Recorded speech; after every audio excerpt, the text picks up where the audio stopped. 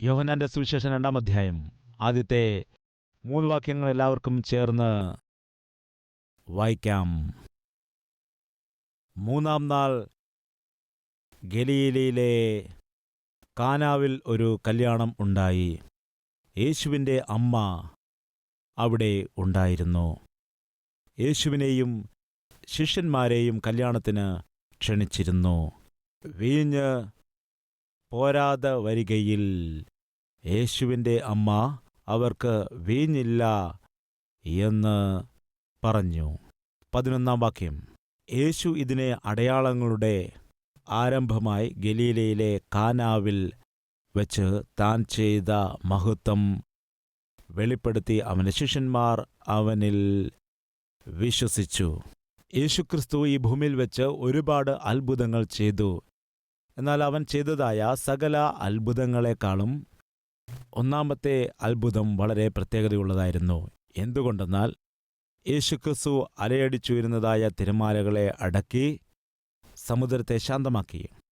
മഹാത്ഭുതമാണ്. യേശു കർത്താവിൻ്റെ കൂടെ ശിഷ്യന്മാരും ആ പടകിൽ സഞ്ചരിച്ചു കൊണ്ടിരുന്നപ്പോൾ സമുദ്രത്തിലെ തിരമാലകൾ അലയടിച്ചുയർന്നപ്പോൾ പടക് മുങ്ങിപ്പോകും എന്നുള്ളതായ ഭയത്തിൽ ശിഷ്യന്മാർ നിലവിളിച്ചു പറഞ്ഞു, ഗുരോ, ഞങ്ങൾ നശിക്കാൻ പോകുന്നു എന്ന് പറഞ്ഞുകൊണ്ട് യേശുവിനോട് പറഞ്ഞപ്പോൾ യേശു സമുദ്രത്തെ നോക്കി അതിനെ ശാന്തമാക്കി.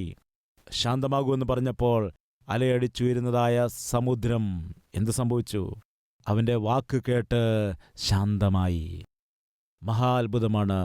5 അപ്പവും 2 മീനും എടുത്ത് അതിനെ അനുഗ്രഹിച്ച് അനേകായിരങ്ങൾക്ക് ആഹാരമാക്കി പങ്കുവച്ചു. മഹാത്ഭുതമാണ്. മരിച്ച് അടക്കം ചെയ്തതായ ലാസറിൻ്റെ കല്ലറയുടെ അരികിൽ ചെന്നിട്ട്, ലാസറേ, പുറത്തു വരിക എന്ന് വിളിച്ചപ്പോൾ മരിച്ചുപോയ ലാസർ ജീവനോടെ എഴുന്നേറ്റ് പുറത്തേക്ക് വന്നു. മഹാത്ഭുതം. കാഴ്ചയില്ലാതെ ഒരു മനുഷ്യൻ യേശുവിൻ്റെ അടുക്കിലേക്ക് കടന്നു വന്നപ്പോൾ അവൻ്റെ കൺപോളകളെ യേശു തൊട്ടപ്പോൾ അവന് കാഴ്ച പ്രാപിക്കാനിടയായി. മഹാത്ഭുതം. ഒരേയൊരു മകനായിരുന്നു, എന്നാൽ മരിച്ചുപോയി. അമ്മ മാറത്തടിച്ച് നിലവിളിക്കുന്നു. അവൻ്റെ മഞ്ചം കൊണ്ടുപോകുന്നു. മാതാവിൻ്റെ കരച്ചിൽ കേട്ടിട്ട് യേശുക്രിസ്തു ആ ശവമഞ്ചത്തെ തൊട്ടു. ആ മരിച്ചവന് ജീവൻ വന്നു. മഹാത്ഭുതം. കുഷ്ഠരോഗം വന്നതുകൊണ്ട് എല്ലാവരെയും വിട്ട് മാറി, കുടുംബത്തെ വിട്ടുമാറി, ഭാര്യയും മക്കളെയുമൊക്കെ വിട്ടകന്ന് സമൂഹത്തെ വിട്ടുമാറി, സമാധാനം ഇല്ലാതെ, ജീവിതത്തിൽ സന്തോഷം ഇല്ലാതെ അനാഥരായി ജീവിച്ചു കൊണ്ടിരുന്നതായ 10 കുഷ്ഠരോഗികൾ യേശുവിൻ്റെ അടുക്കൽ വന്ന്, കർത്താവേ, ഞങ്ങൾ കുഷ്ഠരോഗികളാണ്, സമൂഹത്തിൽ നിന്നും തള്ളപ്പെട്ടവരായിരിക്കുന്നു, സ്നേഹമോ ആശ്വാസമോ ഒന്നും ഞങ്ങൾക്ക് ലഭിക്കുന്നില്ല, ഞങ്ങളുടെ ജീവിതം എന്തുകൊണ്ടിങ്ങനെയായിപ്പോയി, ദയവ് ചെയ്ത് ഞങ്ങളെ സൗഖ്യമാക്കണമേ. ഇങ്ങനെ യേശുവിനോട് ചോദിച്ചപ്പോൾ കുഷ്ഠരോഗികൾക്ക് എന്തുപറ്റി? സൗഖ്യം ലഭിച്ചു.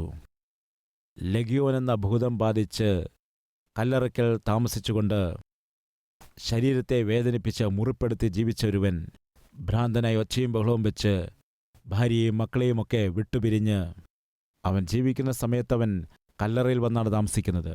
കല്ലറകളിലാണ് താമസിക്കുന്നത്. ആർക്കും അവനെ അടക്കാൻ കഴിഞ്ഞില്ല. അവൻ്റെ കൈകളും കാലുകളും ചങ്ങല കൊണ്ട് ബന്ധിച്ചാലും അവനത് പൊട്ടിച്ചു കളയുമായിരുന്നു. അതുകൊണ്ട് ആർക്കും അവനെ നിയന്ത്രിക്കാൻ കഴിഞ്ഞില്ല, അടക്കുവാനായിട്ട് കഴിഞ്ഞില്ല. അങ്ങനെയുള്ള വ്യക്തിയുടെ അരികിൽ യേശു വന്നിട്ട്, ദുരാത്മാവേ, അവനെ വിട്ടുപോവുക എന്നൊറ്റ വാക്ക് പറഞ്ഞപ്പോൾ ലെഗിയോൻ എന്ന ഭൂതം ബാധിച്ചവൻ, ലെഗിയോൻ എന്ന് പറയുമ്പോൾ 5000. എത്രയാണ്? 5000. 5000-ഓളം ഭൂതങ്ങൾ ബാധിച്ചിരിക്കുന്നു. എത്ര 1000 ഭൂതങ്ങൾ ബാധിച്ചാലും ശരി, യേശുക്രിസ്തു ഒറ്റ വാക്ക് പറഞ്ഞാൽ മതി, എല്ലാം ഓടിപ്പോകാനിടയാകും. ആയിരക്കണക്കിന് ഭൂതങ്ങളെ യേശുക്രിസ്തു ശാസിച്ച് പുറത്താക്കി. അങ്ങനെ യേശു ഭൂമിയിൽ വെച്ച് ഒരുപാട് അത്ഭുതങ്ങൾ ചെയ്തു. അന്ധന് കാഴ്ച കൊടുത്തു, മുടന്തന് കാല് കൊടുത്തു, രക്തസ്രാവം ബാധിച്ചവളായ സ്ത്രീക്ക് സൗഖ്യം കൊടുത്തു, മരിച്ചവരെ പോലും ഉയർപ്പിക്കുവാൻ ഇടയായി. 5 അപ്പത്തെയും 2 റൊട്ടിയെയും കൊണ്ട് 5000-ഓളം ആളുകളെ പോഷിപ്പിച്ചു, സമുദ്രത്തെ ശാന്തമാക്കി. എന്നാൽ യേശു ചെയ്തതായ അത്ഭുതങ്ങളെല്ലാം നോക്കുമ്പോൾ ഏറ്റവും ആദ്യം യേശുക്രിസ്തു എവിടെയാണ് അത്ഭുതം ചെയ്തത്? പറയുക, എവിടെയാണ്? കാനാവ് എന്ന ഗ്രാമത്തിൽ. അവിടെയാണ് യേശു ഒന്നാമത്തെ അത്ഭുതത്തെ ചെയ്തത്. കാനാവ് എന്ന് പറയുന്നതായ ഗ്രാമം. അത് നസ്രയത്തിൽ നിന്നും ഏകദേശം 6-7 കിലോമീറ്റർ ദൂരത്താണുള്ളത്. യേശുവിൻ്റെ അപ്പനും അമ്മയും ജീവിച്ചതായ സ്ഥലമാണ് നസ്രയത്ത് എന്ന ഗ്രാമം. ബേത്ലഹേം ദാവീദിൻ്റെ പട്ടണമാണ്. ദാവീദിൻ്റെ വംശത്തിൽ പിറന്നവനാകൊണ്ട് യോസേഫ് ബേത്ലഹേമിൽ വന്നിട്ട് തൻ്റെ പേരവിടെ ചേർക്കേണ്ടി വന്നു. എന്നാൽ താൻ താമസിച്ചത് നസ്രയത്തിൽ ആയിരുന്നു. അവിടെയാണ് യോസേഫും മറിയയും വളരെ കാലങ്ങളായിട്ട് താമസിച്ചതുകൊണ്ട് യേശുക്രിസ്തു അവിടെ നിന്നും വന്നവനാകൊണ്ട് യേശുക്രിസ്തുവിനെ എന്താണ് ജനം വിളിച്ചിരുന്നത്? നസ്രയത്തുകാരനായ യേശു എന്ന് വിളിക്കാനിടയായി. അതുകൊണ്ട് നസ്രയത്ത് എന്ന് വിളിക്കുന്നതായ ആ ഗ്രാമത്തിനും കാനാവ് എന്ന ദേശത്തിനും മധ്യയിൽ 6-7 കിലോമീറ്റർ ദൂരമാണ്. അതൊരു ചെറിയ ഗ്രാമമാണ്. അത് ഗലീലയിലായിരിക്കുമെന്ന് നമുക്ക് കാണുവാനായിട്ട് കഴിയും. വായിക്കുന്നു, 3-ാം നാൾ ഗലീലയിലെ കാനാവിൽ ഒരു കല്യാണം ഉണ്ടായി. അവിടെ വെച്ചൊരു വിവാഹം നടന്നു. ഗലീലയിലെ കാനാവ് ഇവിടെ നോക്കുമ്പോൾ ഗലീലയിൽ ഉണ്ടായിരിക്കുന്ന ഒരു ഗ്രാമമായിട്ട് നമുക്ക് കാണാൻ കഴിയും. എന്നാൽ അതേ സമയത്ത് യോശുവയുടെ പുസ്തകം 19-ാം അധ്യായം 28-ാമത്തെ വാക്യത്തിൽ അവിടെ മറ്റൊരു കാനാവുണ്ട്. വേദപുസ്തകത്തിൽ 2 നാടുകൾക്ക് കാനാവ് എന്ന പേര് കൊടുത്തിട്ടുണ്ട്. യോശുവയുടെ പുസ്തകത്തിലും കാനാവ് എന്നൊരു സ്ഥലം കാണാൻ കഴിയും. അത് സീദോന്റെ അരികിലാണ്. യോശുവയുടെ പുസ്തകം 19-ാം അധ്യായം 28-ാമത്തെ വാക്യത്തിൽ യോശുവയുടെ കാലത്തുമുണ്ടായിരുന്നതായ കാനാവിനെക്കുറിച്ച് പറയുന്നു. അത് സീദോൻ നഗരത്തിനടുത്തുള്ളതായ കാനാവാണ്. ഇപ്പോൾ നമ്മൾ ധ്യാനിച്ചുകൊണ്ടിരിക്കുന്നത് ഗലീലിയ പ്രദേശത്തുണ്ടായിരിക്കുന്നതായ കാനാവാണ്.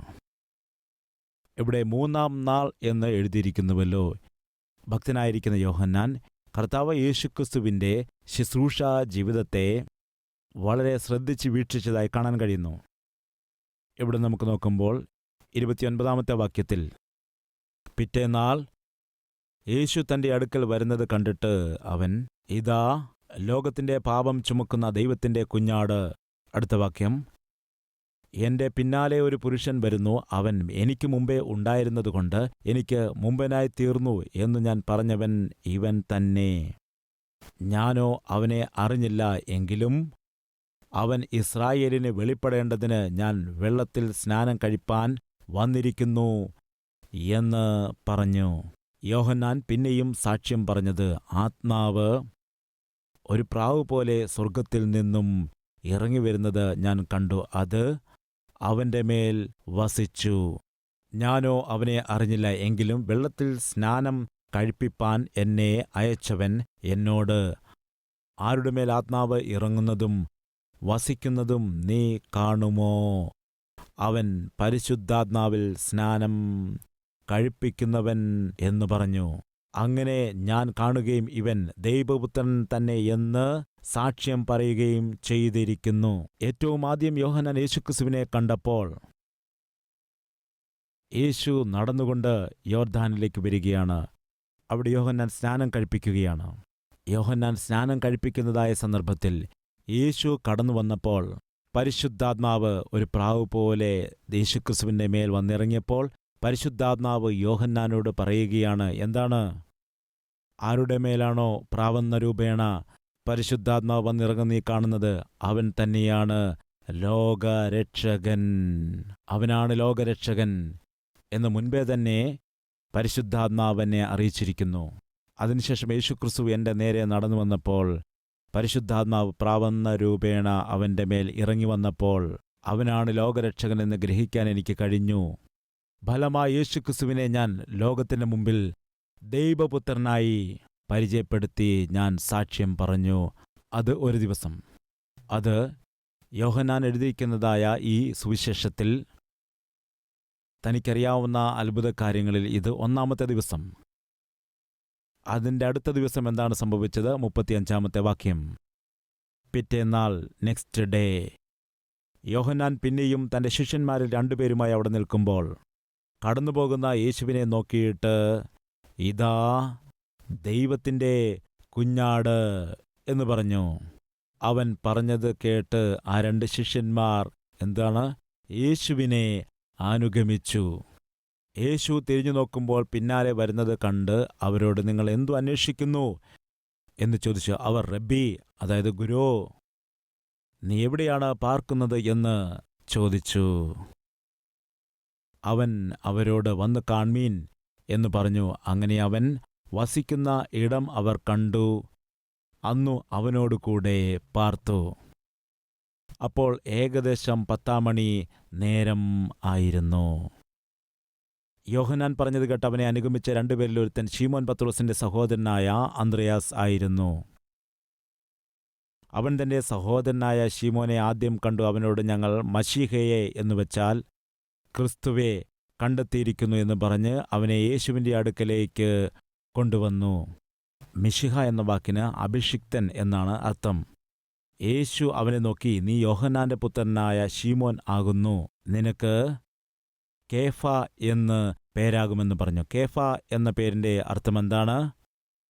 പാറ എന്നാണ്. യോഹന്നാനാണല്ലോ ഈ സുവിശേഷം എഴുതിയിരിക്കുന്നത്. നന്നായി വിവരിക്കുകയാണ്. യേശുവിനെ ആദ്യം യോഹന്നാൻ കാണുന്നു. സ്നാപക യോഹന്നാൻ കാണുകയാണ്. കണ്ടിട്ട് ലോകത്തിന് യേശുവിനെ ദൈവത്തിൻ്റെ പുത്രനായി പരിചയപ്പെടുത്തുകയാണ്. അടുത്ത ദിവസം യേശുക്രിസ്തുവിനെ വീണ്ടും യോഹന്നാൻ കണ്ടിട്ട്, ഇവനാണ് ലോകത്തിൻ്റെ പാപം ചുമക്കുന്ന ദൈവത്തിൻ്റെ കുഞ്ഞാട് എന്ന് പറഞ്ഞ് എൻ്റെ ശിഷ്യന്മാരോട് പറഞ്ഞു.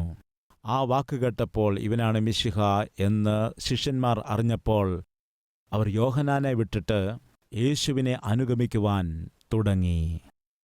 യോഹന്നാനെ അവൻ്റെ ശിഷ്യന്മാർ വിട്ടിട്ട് യേശുക്രിസ്തുവിനെ അനുഗമിച്ചപ്പോൾ യോഹന്നാൻ പിണങ്ങിയില്ല.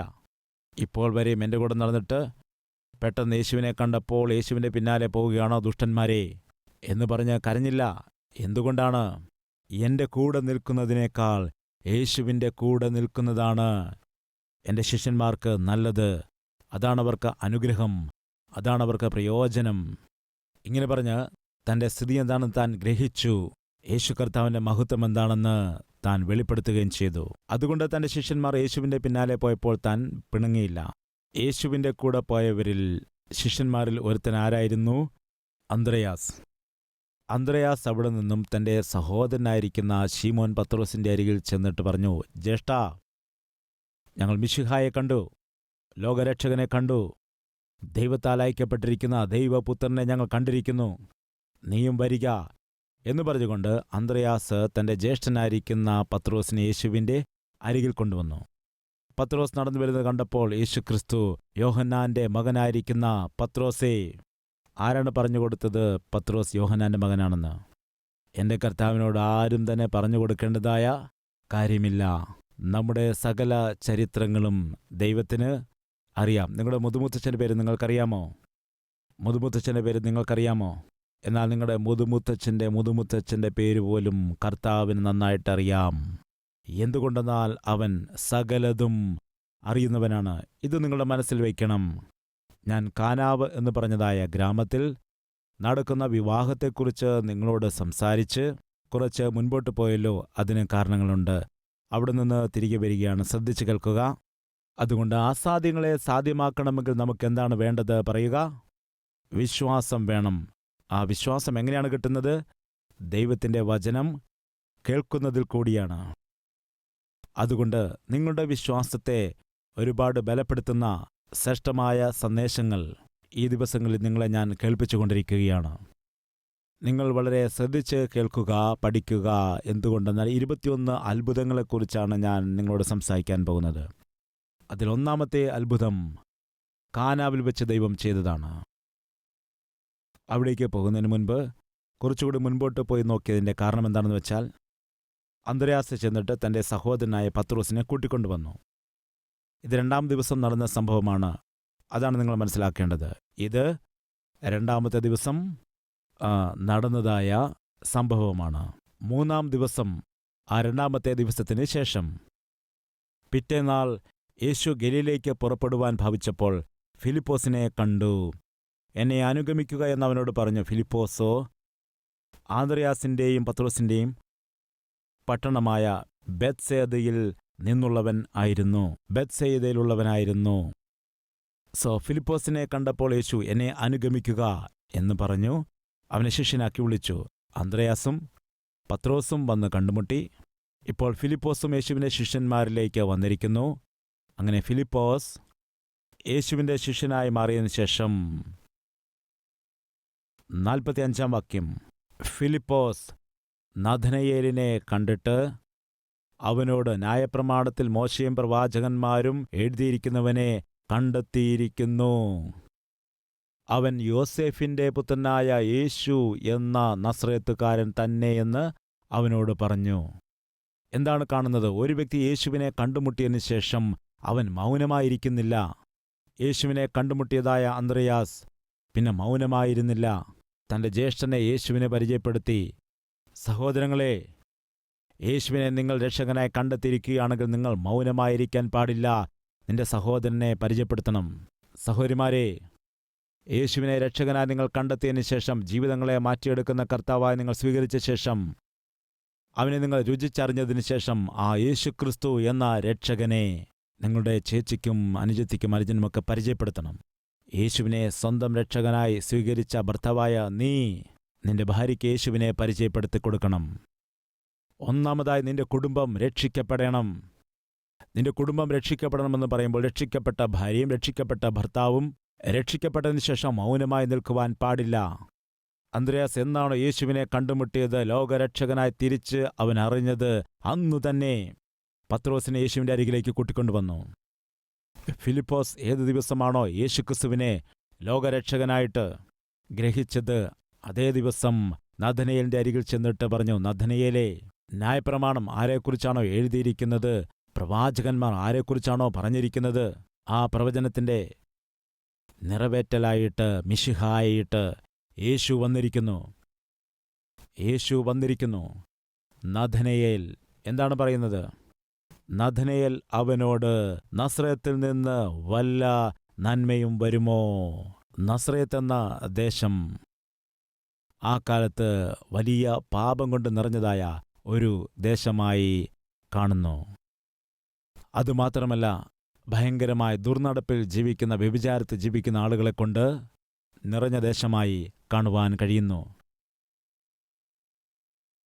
മറിയയ്ക്ക് എന്തുകൊണ്ട് ദൈവകൃപ ലഭിച്ചു എന്ന് ചോദിച്ചാൽ, ഒരുപാട് ദുർനടപ്പ്, വ്യഭിചാരം നടക്കുന്ന ആ ദേശത്ത്, ആ പട്ടണത്തിൽ ജനിച്ചവളായ മറിയ തൻ്റെ ചുറ്റും ദുർനടപ്പ് നടക്കുമ്പോൾ, വ്യഭിചാരം ചെയ്യുന്നതായ ആളുകൾ ജീവിക്കുമ്പോൾ, മ്ലേച്ഛകരമായി ജീവിച്ചു വരുമ്പോൾ, അവൾ മാത്രം ദൈവത്തോട് ഭയവും ഭക്തിയുമുള്ളവളായി തൻ്റെ വിശുദ്ധിയെ കാത്തു സൂക്ഷിച്ചതുകൊണ്ടാണ് ദൈവത്തിൻ്റെ കൃപ മറിയയ്ക്ക് ലഭിക്കാനിടയായത്.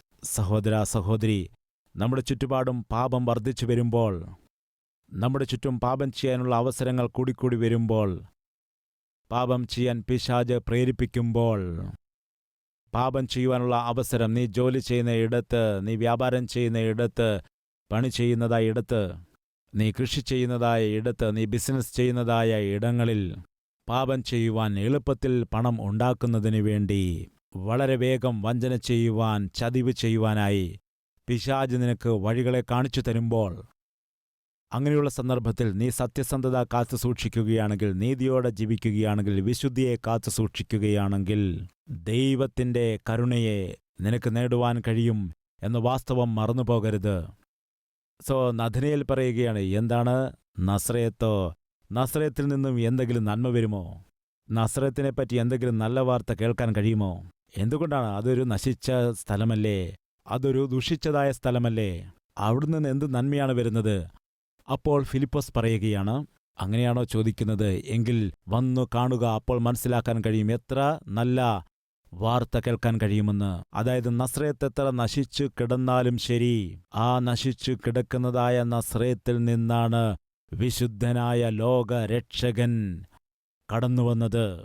അതായത് സഹോദര, സഹോദരി, നമ്മുടെ ചുറ്റുപാടുമുള്ള സമൂഹം എത്ര നശിച്ചു പോയാലും, നമ്മുടെ ചുറ്റുപാടുമുള്ള അന്തരീക്ഷം എത്ര മലിനമായി തീർന്നാലും, പാപം നിറഞ്ഞ ആളുകളുടെ നടുവിൽ, പാപം നിറഞ്ഞ സമൂഹത്തിൽ നിന്നും ദൈവം നിന്നെ ശ്രേഷ്ഠമായ അവൻ്റെ സാക്ഷിയായിട്ട് എഴുന്നേൽപ്പിക്കാൻ മതിയായവനാണ്. ഇങ്ങനെ പറയരുത്, ഞാനിന്ന് പാപത്തിൽ വീഴുന്നതിൻ്റെ കാരണം എന്താണെന്ന് വെച്ചാൽ, ആത്മീയമായി ബലപ്പെടാൻ കഴിയാത്തതിൻ്റെ കാരണം എന്താണെന്ന് വെച്ചാൽ, ഞാൻ ബലഹീനനാകുന്നതിൻ്റെ കാരണം എന്താണെന്ന് വെച്ചാൽ, എൻ്റെ സർക്കിൾ അങ്ങനെയുള്ളതാണ്, എൻ്റെ ജോലി അങ്ങനെയുള്ളതാണ്, ഞാൻ ജോലി ചെയ്യുന്ന ഫീൽഡ് അങ്ങനെയുള്ളതാണ്, ഇങ്ങനെ പറഞ്ഞ് ഫീൽഡ് അങ്ങനെയുള്ളതാണ്, പ്ലേസ് അങ്ങനെയുള്ളതാണ്, ഞാൻ ഇടപെടുന്ന മനുഷ്യർ അങ്ങനെയുള്ളവരാണ്, അതുകൊണ്ട് എനിക്ക് ആത്മീയമായ ബലത്തോടെ ശക്തിയോടെ നിൽക്കുവാൻ കഴിയുന്നില്ല എന്ന ഒഴിവ് കഴിവുകൾ പറയരുത്. വാസ്തവത്തിൽ നീ വിശുദ്ധിയോടെ ജീവിക്കുവാനായിട്ട് ആഗ്രഹിക്കുന്നുണ്ടെങ്കിൽ നിന്നിൽ വസിക്കുന്ന പരിശുദ്ധാത്മാവ് നിന്നെ വിശുദ്ധിയോടെ നടത്തുവാൻ മതിയായവനാണ്. വീണ്ടും ഞാൻ പറയട്ടെ, പടകിന് ചുറ്റും മഹാസമുദ്രമാണ് കാണുന്നത്. എന്താണ്? മഹാസമുദ്രമാണ് പടകിന് ചുറ്റും കാണുന്നത്. സമുദ്രം അതെത്ര വലിയതാണെങ്കിലും പടകിനെ മുക്കില്ല. പടകിന് ചുറ്റുമുള്ള സമുദ്രത്തിന് പടകിനെ മുക്കാൻ കഴിയില്ല. എന്നാൽ എന്താണ് മുക്കുന്നത്? സമുദ്രത്തിൽ നിന്നും പടകിലേക്ക് പ്രവേശിക്കുന്ന വെള്ളമാണ് അതിനെ മുക്കുന്നത്. അതായത് നിന്റെ ചുറ്റുപാടുമുള്ള ലോകം എത്ര പാപത്താൽ നിറഞ്ഞതാണെങ്കിലും നിന്നെ അതിനെ മുക്കുവാനായിട്ട് കഴിയില്ല.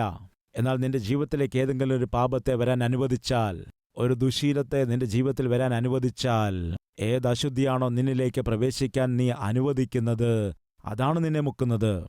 അതുകൊണ്ട് പ്രിയമുള്ളവരെ, നമ്മൾ പാപം നിറഞ്ഞ ലോകത്തിലാണെങ്കിലും ശരി, പാപത്തിന്റെ ലോകം നമ്മുടെ ഉള്ളിലേക്ക് പ്രവേശിക്കുവാൻ പാടില്ല. പടക് വെള്ളത്തിലാണ് കിടക്കേണ്ടത്, എന്നാൽ വെള്ളം പടകിന്റെ ഉള്ളിലേക്ക് പ്രവേശിക്കുവാൻ പാടില്ല. നമ്മൾ ലോകത്തിലാണ് ജീവിക്കേണ്ടത്, എന്നാൽ ലോകം നമ്മുടെ ഉള്ളിലേക്ക് പ്രവേശിക്കുവാൻ പാടില്ല. പടകിനെ മുക്കിക്കളയുന്നത് എന്താണെന്ന് ചോദിച്ചാൽ, ചുറ്റുപാടുമുള്ള വെള്ളമല്ല, അതിൻ്റെ ഉള്ളിൽ കയറുന്നതായ വെള്ളമാണ്. നമ്മെ പാപികളാക്കി മാറ്റുന്നത് എന്താണെന്ന് ചോദിച്ചാൽ, ചുറ്റുപാടുമുള്ള പാപം നിറഞ്ഞതായ ലോകമല്ല. നമ്മൾ ഏതു പാപത്തിനാണോ ജീവിതത്തിൽ ഇടം കൊടുക്കുന്നത്, ഏത് അശുദ്ധിക്കാണോ അനാവശ്യമായ ബന്ധങ്ങൾക്കാണോ ജീവിതത്തിൽ നമ്മൾ ഇടം കൊടുക്കുന്നത്, അതാണ് നമ്മെയും നമ്മുടെ ജീവിതത്തെയും നമ്മുടെ ആത്മീയതയെയും കുടുംബത്തെയും മുക്കിക്കളയുന്നത്. അതുകൊണ്ടാണ് പറയുന്നത്, പിശാചിന് നിങ്ങൾ ഇടം കൊടുക്കുവാൻ പാടില്ല എന്ന്. നസറത്തിൽ നിന്ന് എന്തെങ്കിലും നന്മ ലഭിക്കുമോ എന്ന് നഥനയേൽ ചോദിച്ചപ്പോൾ ഫിലിപ്പോസ് പറയുകയാണ്, വന്നു കാണൂ, നിനക്ക് മനസ്സിലാകും. ആദ്യം യോഹന്നാൻ ഓരോ ദിവസം എന്തെല്ലാം സംഭവിക്കുന്നുവെന്ന് എഴുതിയിരിക്കുകയാണ്.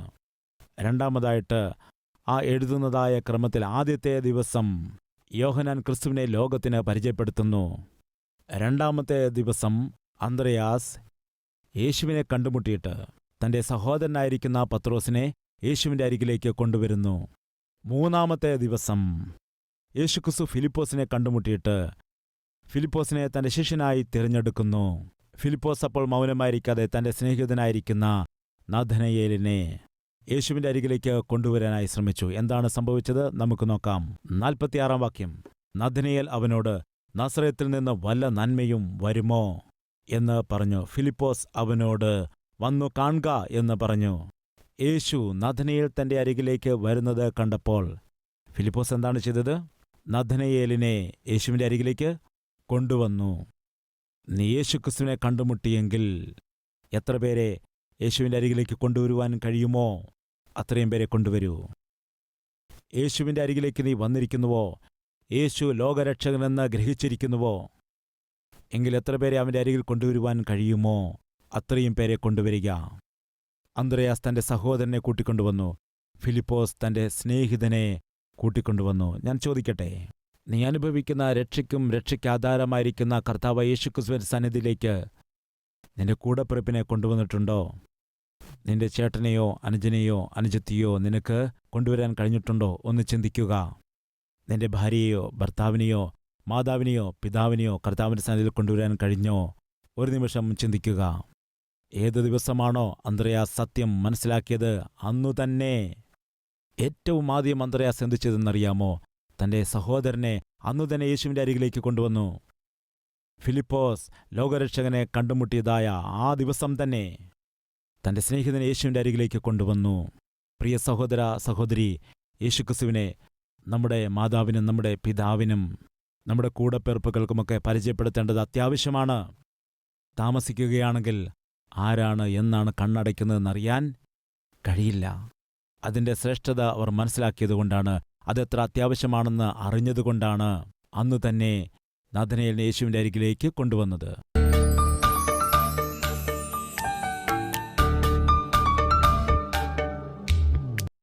യേശുവേ, യേശുവേ, യേശുവേ, എത്രയോ അത്ഭുതങ്ങൾ നീ ചെയ്തിരിക്കുന്നു, ചെയ്തുകൊണ്ടിരിക്കുന്നു, നീ ചെയ്യും. എന്നാൽ നീ ചെയ്യണമെന്ന് ആഗ്രഹിക്കുന്ന ഏറ്റവും ആദ്യത്തെ അത്ഭുതം അത് ഞങ്ങളുടെ കുടുംബം പണിയപ്പെടുന്നതാണ്. ഞങ്ങളുടെ വിവാഹ ബന്ധങ്ങൾ സ്ഥിരമായിരിക്കേണ്ടതാണ്. ഞങ്ങളുടെ കുടുംബത്തിൽ പിശാച് കൊണ്ടുവരുന്നതായ പ്രശ്നങ്ങൾ പരിഹരിക്കപ്പെട്ട് നിന്നെ മഹത്വപ്പെടുത്തുന്ന കുടുംബ ജീവിതം ഞങ്ങൾക്ക് അത്യാവശ്യമാണ്. കർത്താവേ, ഞങ്ങളുടെ കുടുംബം രക്ഷിക്കപ്പെടുന്നതാണ് മഹാത്ഭുതം. ആ അത്ഭുതത്തെ നീ ചെയ്യണമേ. ഞങ്ങളുടെ കുടുംബത്തിൽ നിന്റെ രക്ഷയുടെ പ്രവൃത്തി ചെയ്യണമേ. നിന്നെ വിട്ടകന്ന് ജീവിക്കുന്നതായ ഭർത്താക്കന്മാരെ, ഭാര്യമാരെ, മക്കളെ കർത്താവേ ദർശിക്കണമേ, ദർശിക്കണമേ. കർത്താവേ, ഞങ്ങളുടെ കുടുംബത്തെ രക്ഷിക്കണമേ. ഒരു വ്യക്തി പോലും നശിച്ചു പോകുവാൻ പാടില്ലപ്പാ. യേശുവേ, അന്ത്രയാസ് നിന്നെ കണ്ടുമുട്ടിയപ്പോൾ തന്റെ ജ്യേഷ്ഠനെ നിന്റെ അരികിലേക്ക് കൊണ്ടുവന്നു. ഫിലിപ്പോസ് നിന്നെ കണ്ടുമുട്ടിയപ്പോൾ നാഥനയേലിനെ നിന്റെ അരികിൽ കൊണ്ടുവന്നു. കർത്താവേ, അങ്ങനെ ഞങ്ങളും നിന്റെ സ്നേഹത്തെ അറിഞ്ഞതുകൊണ്ട് ഞങ്ങളുടെ ബന്ധുമിത്രാദികളെയും നിന്റെ സന്നിധിയിൽ കൊണ്ടുവരാനുള്ള നല്ല മനസ്സും അനേകരെ രക്ഷയിലേക്ക് നടത്തുവാനുള്ളതായ നല്ലൊരു ആത്മീയതയും ഞങ്ങൾക്കെല്ലാവർക്കും നൽകണമെന്ന് യേശുക്രിസ്തുവിന്റെ നാമത്തിൽ അപേക്ഷിക്കുന്നു പിതാവേ. ആമേൻ.